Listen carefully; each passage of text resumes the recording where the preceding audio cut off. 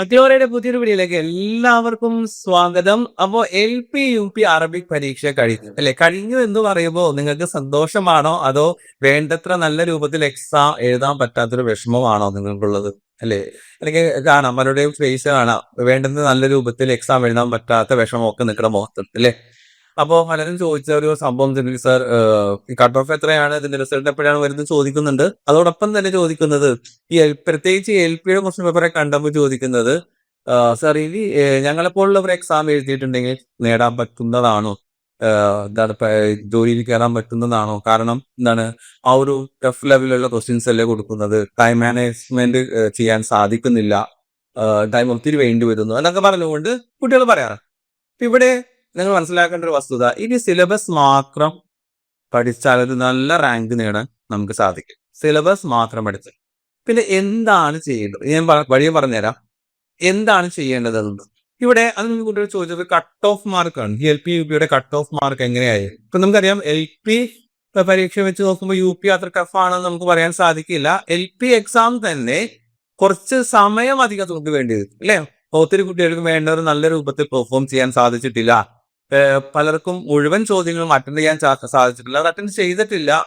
അതേപോലെ തന്നെ GK-യുടെ ഒരു ഏരിയ ആകുമ്പോൾ വേണ്ടത്ര ഒരു ഉദ്ദേശിച്ച അത്ര ഈസി ആയിട്ട് വന്നിട്ടില്ല. ഇതേപോലെ തന്നെ കുറെ വായിച്ച് സമയമെടുത്ത് ചെയ്യേണ്ട ക്വസ്റ്റ്യൻസ് ഒക്കെ സംഭവം. അപ്പൊ അങ്ങനെ പൊതുവെ എല്ലാവർക്കും ആ ഒരു ലെവലിലാകുമ്പോൾ നമുക്കറിയാം, പരീക്ഷ ഇത്തിരി ടഫായിട്ട് വരുമ്പോൾ സ്വാഭാവികമായിട്ടും കട്ട് ഓഫ് കുറയും.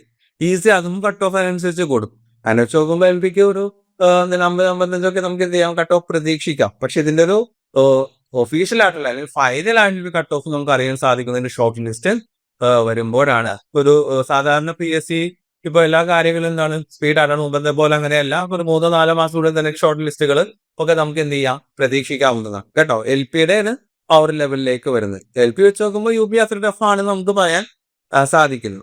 അപ്പോൾ ആ ഒരു സംഭവമാണുള്ളത്. പക്ഷെ ഈ കുട്ടികളുടെ ഈ ഒരു LP-യുടെ ക്വസ്റ്റ്യൻ പേപ്പർ കണ്ടപ്പോൾ തന്നെ, അല്ലെങ്കിൽ ആ എക്സാം എഴുതിയപ്പോൾ തന്നെ പലർക്കും ഒത്തിരി നിരാശ വന്നിട്ടുണ്ട്. ഇനി പഠിച്ചിട്ട് കാര്യമുണ്ടോ, നമ്മളെ പോലൊന്നും പഠിച്ചാലും കിട്ടില്ല എന്നൊക്കെ ഒരു തോന്നൽ.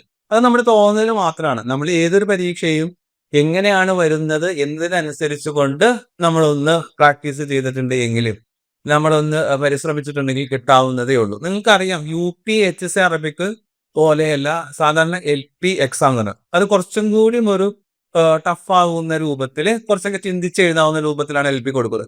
മാത്രമല്ല, ഈ LP-ക്ക് UP-യുടെയും HSC-യുടെയും അപേക്ഷിച്ച് നോക്കുമ്പോൾ കുറച്ചും കൂടി എന്തുണ്ട്, പോസ്റ്റുകളും സംഭവങ്ങളും ഒക്കെ ഉണ്ട് അല്ലെ? കുറച്ചും കൂടി ഒരു വേക്കൻസി വരുന്നത്, നിയമനങ്ങൾ നടക്കുന്നതൊക്കെ LP-യിലാണ്. നിങ്ങൾക്കറിയാം, LP ഫുൾ ടൈമിലാണ്. അപ്പൊ സ്വാഭാവികമായിട്ടും എന്താണ്, അവിടെ കുറച്ചും കൂടി ഒരു കോമ്പറ്റീഷൻ ഉണ്ടാകാറുണ്ട്.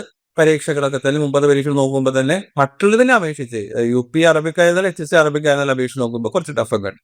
അപ്പോ ഇനിയുള്ള പരീക്ഷകൾ LP-യിലാണ് ഇപ്പൊ നിൽക്കുന്നതെങ്കിലും പിന്നീട് ഈ UP-യിലും HSC-യിലൊക്കെ വരാം. നമ്മൾ ശ്രദ്ധിക്കേണ്ടത് സിലബസ് മാത്രം പഠിച്ചു പോയത് കൊണ്ട് കാര്യങ്ങൾ. ഇപ്പോഴത്തെ ക്വസ്റ്റ്യൻ പേപ്പർ നമുക്ക് അനലൈസ് ചെയ്യുമ്പോൾ തോന്നിയിട്ടുള്ള ഒരു പ്രധാനപ്പെട്ട ഒരു കാര്യമുണ്ട്. അവിടെ നമ്മൾ സിലബസ് എന്തായാലും പഠിക്കണം. സിലബസ് പഠിക്കണ്ട എന്നല്ല, സിലബസ് PSC നമുക്ക് തന്നിട്ടുണ്ട്. ആ സിലബസ് നമ്മൾ പഠിക്കണം, ഉറപ്പായിട്ടും പഠിക്കണം. ആ സിലബസിനോടൊപ്പം തന്നെ പ്ലസ് ലാംഗ്വേജ് അക്വിസിഷൻ കൂടി നമുക്ക് ഉണ്ടായിരിക്കണം. ലാംഗ്വേജ് സ്കില്ല് നിങ്ങൾ നോം ചോംസ്കിയുടെ തിയറിയൊക്കെ പഠിച്ചിട്ടുണ്ടാവും. അപ്പോ ലാംഗ്വേജ് സ്കില്ല് കൂടി നമ്മൾ എന്ത് ചെയ്യുന്നുണ്ട്, പരീക്ഷിക്കപ്പെടുന്നുണ്ട്. കാരണം മുമ്പ് എന്ന് പറഞ്ഞിട്ടുണ്ടെങ്കിൽ ഒരു പദ്യം തരും, ആ പദ്യത്തിന്റെ ബന്ധപ്പെട്ടുകൊണ്ട് 5 ചോദ്യം ഉണ്ടാവും.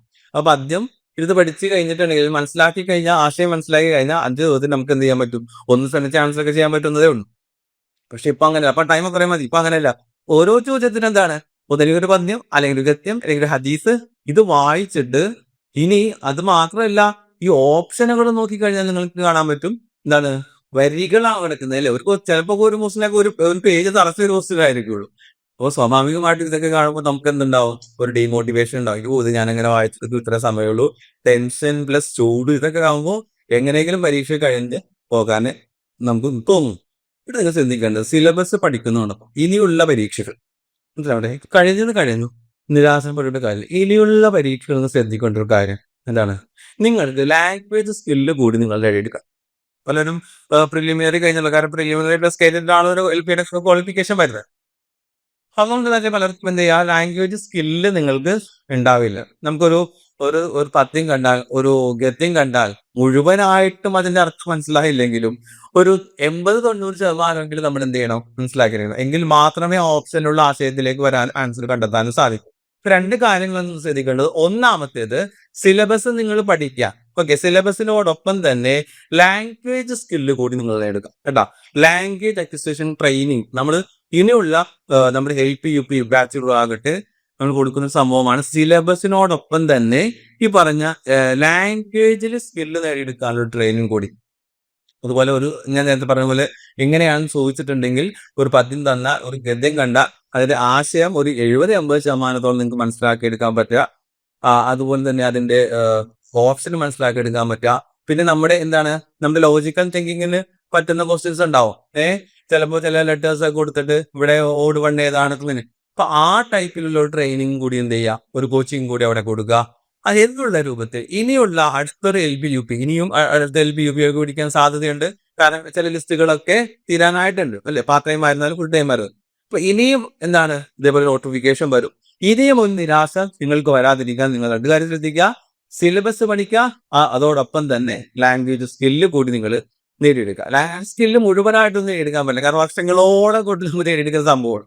പക്ഷെ നമുക്കൊരു എക്സാം ഓറിയന്റഡ് ആയിട്ട് നമ്മൾ വരുമ്പോൾ നമുക്ക് അത്യാവശ്യം ഒന്ന് സെന്റൻസ് കണ്ടാൽ മനസ്സിലാക്കാൻ പറ്റാവുന്ന രൂപത്തിലുള്ള ഒരു ട്രെയിനിങ്, ഒരു കോച്ചിങ് കൂടി നമ്മൾ എന്ത് ചെയ്യുന്നുണ്ട്, ഈ പ്രാവശ്യം LP UP ഉൾപ്പെടുത്തിയിട്ടുണ്ട്.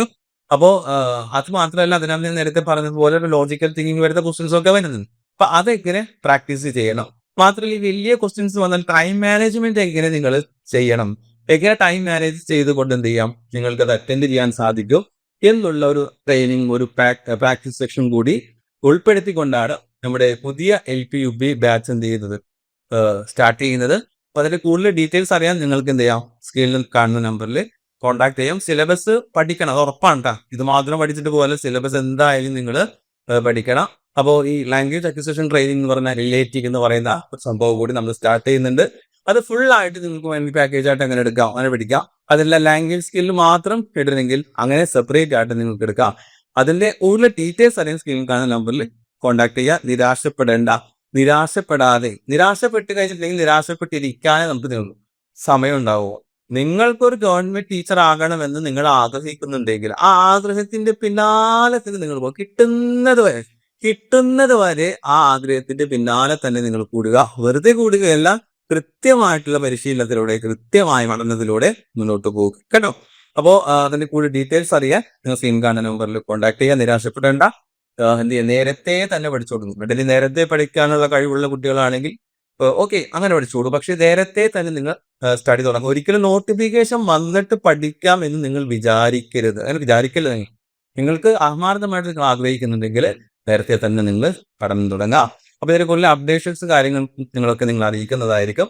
അപ്പോൾ പുതിയൊരു വീഡിയോ ആയിട്ട് കാണുന്നവരെ എല്ലാം ബൈ ബൈ.